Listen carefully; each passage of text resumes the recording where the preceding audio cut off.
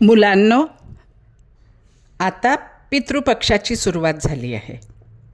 पितृपक्ष म्हणजे काय सांगा बरं? पितृ म्हणजे आपले पूर्वज. आता पूर्वज म्हणजे काय, हाही मोठा प्रश्न तुम्हाला पडला असेल, हो की नाही? काय ग हृदया, पडला ना प्रश्न?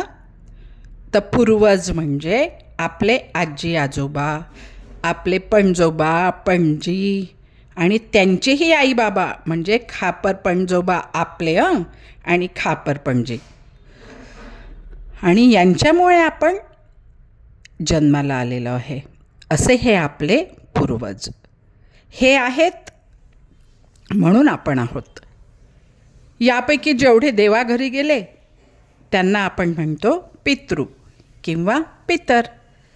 तर ते देवाघरी गेले आणि ते आता देवबाप्पाच्या घरी त्यांच्यासोबत राहतात, म्हणून आपण त्यांना म्हणतो पितृदेवता. आता कळलं ना अद्वैत? आपल्या भारतीय संस्कृतीत ही मान्यता आहे की या पितृपक्षामध्ये म्हणजे या 15 दिवसांमध्ये हे जे पितृदेवता आहेत आपले, तर हे पृथ्वीवर येतात. कशासाठी सांग अष्टमी? कशासाठी येतात ते? तर आपल्याला आशीर्वाद द्यायला ते येत असतात. आणि मग त्यांचे आशीर्वाद कोणाला मिळतात? जे त्यांची नेहमी आठवण करतात, जे त्यांच्याप्रती कृतज्ञ असतात, की ज्यांना वाटतं वा आपले आजी आजोबा किती चांगले होते. तर अशांना या पितृदेवतांचे खूप खूप आशीर्वाद मिळतात. मग या पंधरवाड्यात आपण आपल्या या पितृदेवतांसाठी काय करायचं असतं सांगा?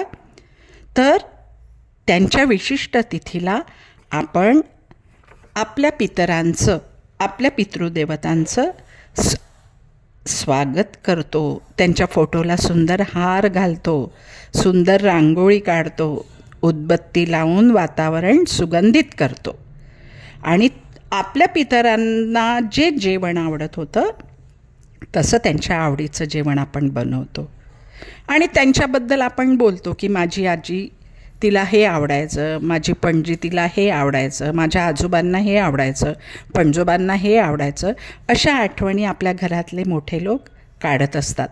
म्हणजेच त्यांच्या आठवणींना उजाळा दिला जातो आणि आपल्यालाही ती माहिती मिळत जाते. आणि मग माहिती आहे, आपले जे पितर असतात, ते जे पितृदेवता आहे ना, ते तृप्त होऊन आपल्याला आशीर्वाद देतात. त्यांच्या आशीर्वादाने काय होतं? आपल्याला सद्बुद्धी मिळते आणि आपल्या घरी सुख, शांती आणि समृद्धी येते. म्हणूनच पूर्ण श्रद्धेने ही परंपरा पूर्वापार जपत आली आहे आणि आपण सर्व पण जपत राहणार आहे.